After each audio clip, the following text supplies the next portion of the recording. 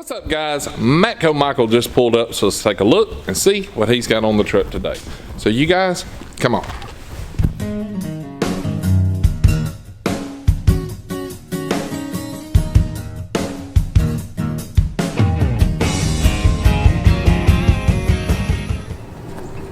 Picked up for it. Right.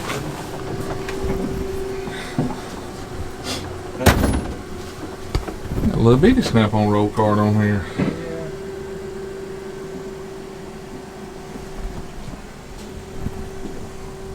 I've heard about it for about 3 days now. Uh-oh. Why? Because apparently you can't take a trade-in. Everybody's got on the truck and goes, hey, that's the wrong one. I'm like, it's a trade-in. It's okay. It's okay. Wow. Yeah, you can tell that ain't new. So you don't discriminate, huh? I don't care. I'll trade anything in.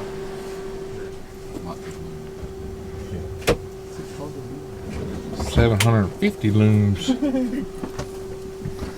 Lots of looms. Lots of looms. The more looms, the better. Yeah.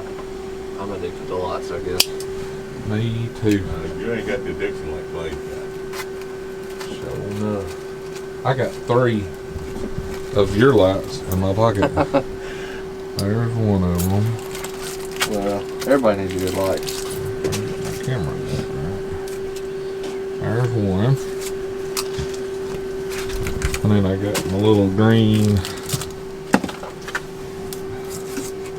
fly here. I keep it in my shirt pocket.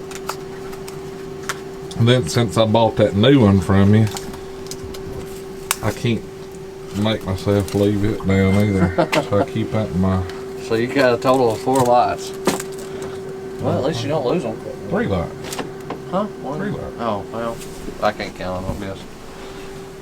Since I've been, since we sold a 2-block kind of road cart, I thought maybe it'd be a good day to kind of do a starter kit for some of the people watching that hasn't really started. My picks, anyway. Yep. So if you want to do that, we can do that. Well, we'll just get started. I think the first thing, I'll take the stuff down and show. I think everybody needs a ratchet.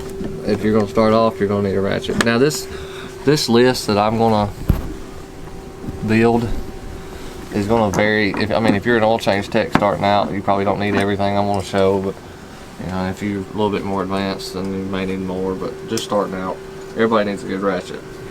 I think you need to start out with a 3/8 and a 1/4. I don't think you need to jump to a 1/2 inch right off the bat. I mean, if your job's going to require you to do a 1/2 inch, if you're starting out in a big truck shop, then maybe, yeah. I've never worked on one of those, so I don't know, but I have both of those ratchets in both of those exact same colors. My 1/4's green and my 3/8 is orange. well, great minds think alike. How perfect. So yeah, and I know Wally will disagree and some other viewers, but I think you need to go ahead and start off with the flex head. Mm-hmm. Of course, you can lock it, or you can take the lock out if you don't want it, but that way you'll have either or. Yep. To start off. So these are my first 2 that I say that you need to start with. Next would be sockets for those. Everybody's going to vary a little bit. I push all my starters, my new techs, to the ADV line. So we've sold the 3/8, but I've still got a 1/4 kit. I think these are good. These kits are good to buy to start off with because it comes with your short, your deep, your standard, and your metric at a good price point. So I agree. I wouldn't waste my money on chrome. well, the thing about chrome, and I know other dealers probably sell it, and people still want chrome. I still have people say, I'd rather have chrome. The only thing about starting off, most of the time when the new techs start off, they're going to want to impact pretty quick. After they get tired of using the ratchet on everything, well, now if you just bought chrome, now you're not supposed to use chrome on the impact. They're going to, bust and everything else. So a ratchet's not going to bust these because of the quality. I mean, they will break. I'm not going to lie. Every socket, every manufacturer is going to break, but not like a chrome would on an impact. It's going to waller the end out. Mm-hmm. So I think starting off with a 1/4 and a 3/8 version of those, you ain't got to buy it all at once. Which one are you going to use most of? Right. But eventually you're going to need both 3/8 and 1/4. And then eventually you're going to have to upgrade and get some 1/2. I know that's a fact too, but I think 3/8 and 1/4 would start off would be good. Because of the way the automotive world is changing, in my opinion, You used to have 10s, 12s, and 14s on Toyotas a lot on everything. 8s too, I think. Now you're starting to get Torx everywhere. Everything's starting to go with Torx, inverted Torx, Security Plus Torx, and all that. So I think that, which you can buy them individually as you need them. You know, your Torx bits. And they do have impact in these too. A lot of times you don't have to have impact on these unless you're taking a bed bolt out or something. But if you want impact in these, that's fine. Of course, you got your inverted Torx. But eventually you're gonna also need your Allens and stuff as well. So I recommend the master set that we sell, the 75-piece master set. Just had a guy yesterday bought a bro cart, and that's what I told him. You know, you can either buy all of them individually as you need them, or you can start out with a kit. The kit's well enough priced that buying the whole kit at once, you know, you're gonna be all right. So that's something else. And then We got your way. You can always prioritize it to what you need the fastest, but I think everybody needs a basic and those things so far. Screwdrivers would be next. Yep. You're gonna buy Phillips and flat all together. You're not gonna use flat a whole lot, but I recommend like this set here that's got the stubbies, because you are gonna get in a case where you need the stubbies. So if you already have it, that's great. Just keeps you from having to go back. But the good thing about everything we've talked about right now, it's got a lifetime warranty. So even though you're just now starting off, you're buying tools that's going to last, and when they do break, instead of buying it again, you're going to go back and get it replaced, and we're going to go about it. So I think screwdrivers. And we all three have that exact same set. Yeah. Well, not red, but well, not red, but we did that same promotion, set. and yeah, we sold all that. Specialty stuff like these T-handles and stuff, I don't really think you need to start off with those. That other set that I was telling you about, that'll take you care of there. Another thing is going to be pry bars. I've got a couple set of pry bars. Sold him an orange set yesterday. You're going to need pry bars. Yep. And that's not the flatheads in your screwdrivers. You can't you can't substitute those. I mean, I know you're going to. You're going to be prying brake pad back or something, and you're going to use your flathead screwdriver, and eventually it'll break, and we'll warranty it out, and we'll go on. But you know, I think pry bars. Next will be pliers. Everybody's opinion on pliers is different. So we've got the Matco branded pliers, but we've also got the Knipex. Yep. So you got the Matco pliers and you got the Knipex. Now I love Matco, Right? but I'm gonna tell you, there ain't no better pliers on this earth than Knipex. So I don't know how many people would like to hear this, but I like the Knipex. I think especially the alligator and the Cobra style.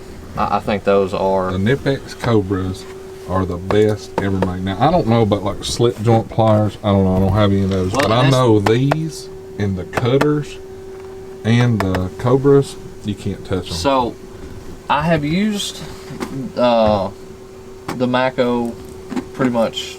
I got this set myself. This is the set that I started with. I think the Cobras beat these here. Well, for one reason, the button. I like the button style. I do too. That quick adjust, I like that. But now like the needle nose, and like you said, the slip joint, I haven't ever used the Knipex. I used the needle nose a bunch, and the slip joint, they worked fine for what we needed. We did the penny test where you try to take it away. They grip, they do good. Yeah. So those two I'm good about. And the cutters.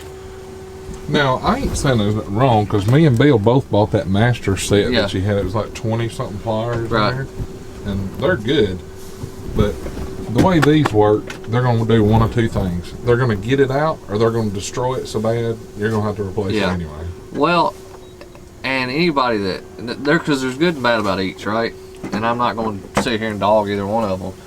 One thing I will say about the Cobras, the teeth like to round eventually, but their lifetime warranty, bring them back. Right. And, you know, everybody sells the Knipex. That's no surprise. That's no, we're going to hide it. Everybody sells the Knipex. There's a reason everybody sells the Knipex. That's right. It's hard to beat the best. So, now the cutters in this set, they're good, but I just would go back to the Knipex style cutters. You know, these here, or yeah, these here.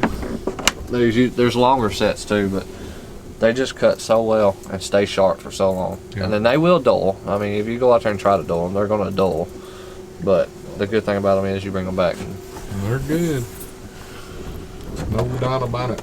So, pliers is going to be a must too. The only thing I have to say, I know that when you first start out, you're probably going to try to buy cheaper versions of everything to get you started. That's fine, but pliers will get you in trouble quick because you'll be trying to grip something and they're going to slip over each other and pinch the crap out of your hand. Yep. Ask me how I know. Yeah, I learned that one too. While you're on the subject of that, I went to the flea market in Tupelo one time and bought one of those $20 screwdriver sets, and I knew better. I bought it just to have at the house. Now what's left of that set is turned into punches, and you had to grind the end down, or handles broke off, or they. Y'all say I'm rough on tools. Well, and another thing on the screwdrivers, the thing I hate about cheap screwdrivers, I didn't even know that they're, screwdriver, right, wrong. I hate when you go to take a screw out and it's tight and a cheap one, the end around, well, the next thing you know, you rounded out the screw. That sucks. The whole handle turns on the... Oh yeah, so if you get one that's actually got a really good tip, bust one out, the handle's going to turn, right? Yep. That's the only thing that makes me mad about the cheaper screwdrivers. Now, the flathead to pry with, sure, usually going to bend it, but if it's, if it's a dollar screwdriver, why not? But yeah, the pliers are going to usually pinch the crap out of you, or you're going to try to go to cut something, and the teeth are going to overlap when you try to cut it. Yep. And that's no fun either. The ratchets, you're normally going to be trying to break something loose, and it's going to do one or two things. You're going to go to do it, and you're going to punch something because it's going to break loose. Yeah. Or when you go to take something loose, it's going to jump back into the reverse or forward position, depending on what you're doing. I don't know how it does that, but that gets on my nerves when it skips. When it just magically changes to a different direction. So, I haven't ever used a cheaper pry bar, so I don't really know. But I like our pry bars, so I'd say go with those. What about wrenches? What's your opinion on them? Wrenches. Well, I'm probably going to have a different opinion than everybody else on wrenches. Most things I know that you can upgrade to. The only thing that I say start out with, so that you can upgrade, if you have to start out, start with ratchets instead of starting right out with a electric wrench or something like that. But on wrenches, I think you need to go ahead and buy the ratchet wrenches. I do too. I figured you was going to say buy the original wrenches first. No. I was like, no, go ahead and buy the ratchet wrenches and be done with it. So, and it's going to have its good and bad there. But I think you need to go ahead and start out with the wrenches, on the ratchets. Yep. Ratchet wrenches. I'll get right in a minute. And the reason being is because the only time you're going to regret that decision is if the bolt's really, really tight and you got to break it loose. That's the only time you will go, dang, I wish I had a regular wrench. Yep. At that point, you can walk over to somebody else in the shop and say, hey, can I borrow your regular wrench for a minute? Everybody's got regular wrenches. Everybody's got regular wrenches. But there's going to be 1,000 times to where you're taking that off and putting it back on that you wish you would have started out here. So I recommend go ahead and buying the reversible ones with the switch, because somebody's going to get a bolt stuck and then they're going to be like, Matco Michael, he told me to buy these. Yeah, well, I was just supposed to say I didn't, and I learned my lesson doing the front cover. On the cars that I worked on, they were like that close to the inner frame. And you're sitting there taking it out and you think you're doing good, and the next thing you realize you're up against the body or whatever you're up against, and you're bottomed out and can't change direction. Yeah, and you're just sitting there looking at it. You're jacking either the engine up or you're trying to figure out how you're going to fix this screw up. Everybody that's bought the switching ones has been there and done that. You learn not to. Absolutely. I will say you learn not to, but there will be that time to where you're sitting there and you're working it back in against the ratchet because you've went too far and you can't go the other way. So you're sitting there with your hand or jacking it like I did. I jacked the engine up, but once you get going, I think you can then buy your extractor wrenches or your brake bleeder wrenches. I mean, there's several different styles of wrenches, but are different types. I mean, you got the long and the short. You can get all that specialty. If you get the regular switching and then decide that you want one, foot long, you can do that later. You can also buy your, what I call, disconnects and stuff when you need them. I'm gonna say test lights. Yeah, I will say the one that's got that little meter built in. Well, that's what I was gonna say. That's the one to get to start with. The test light, you want to go ahead and get. I don't think you need to jump off into a Power Pro right off the bat, because usually if you're just starting off, you're not going to be diving that deep into electrical to need a Power Pro. But yes, Power Pro's nice. I have one. I think y'all have. Yeah, I know y'all got one. Yeah, they're great, but a test light will do what you need to do at first. You don't know what you're doing with a Power Pro, but it gets you in trouble real quick. Well, you'll leave that first job real quick once you smoke that computer, right? So, I think, like you said, a test light, and then later on, if you want to get a Power Probe and a meter, that's great. I wouldn't start off with a meter. Because you can get that test light that reads the voltage and see, okay. Now, if your job's going to require you to be ohming stuff, if you're getting your first tech job at a accessory store and you're installing radios and stuff and you need that, well, okay, go ahead and start out with that. But I wouldn't start, if you're just regular, I wouldn't start out with that.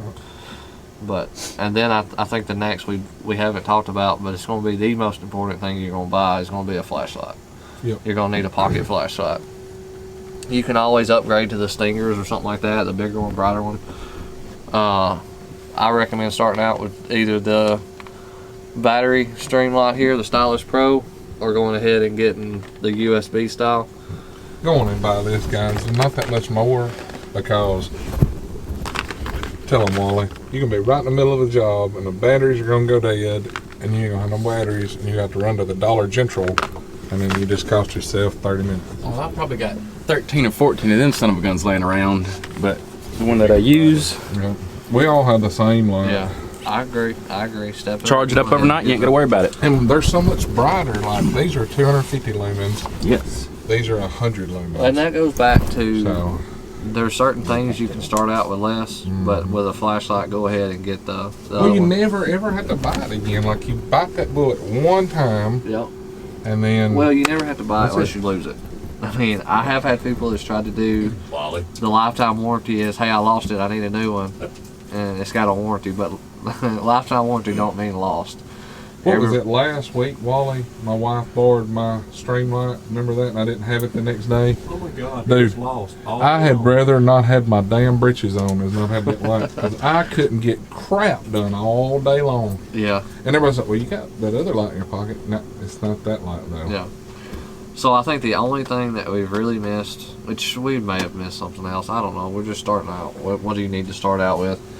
Would be some type of impact. That's going to be a deciding factor whether you want to go air or battery. There's some shops that don't want you using battery all the time. They're going to want you to have air.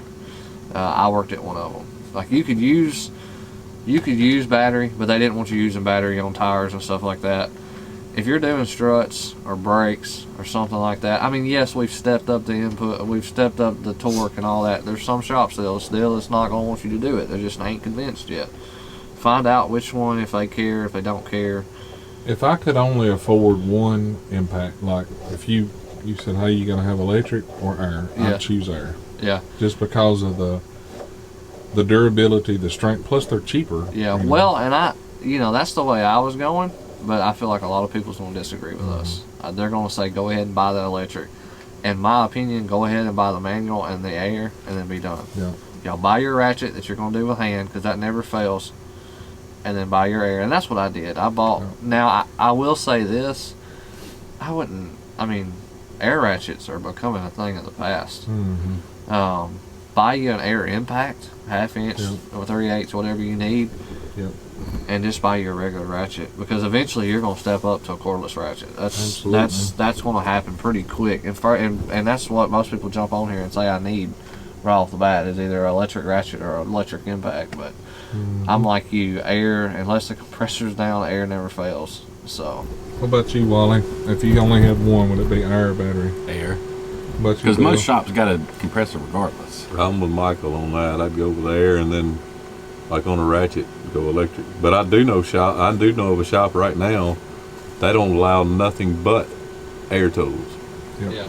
Well, and my shop was that way. My shop was, they like I said, I'm kind of both ways.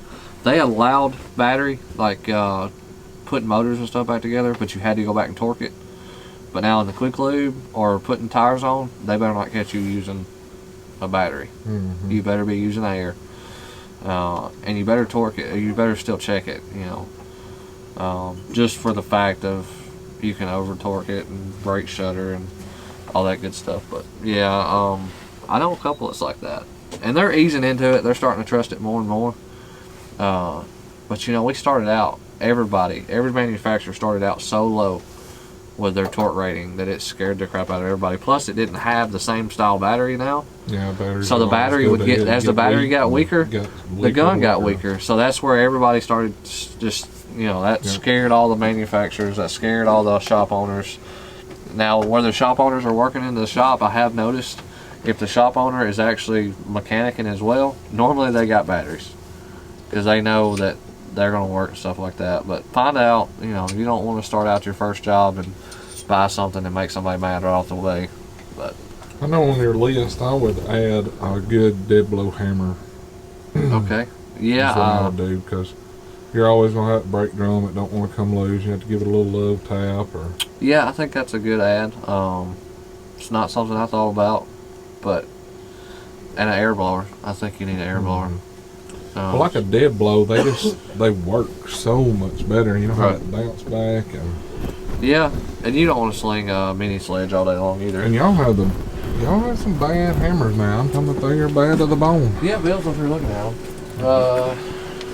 That's the reason why I got a Matco hammer.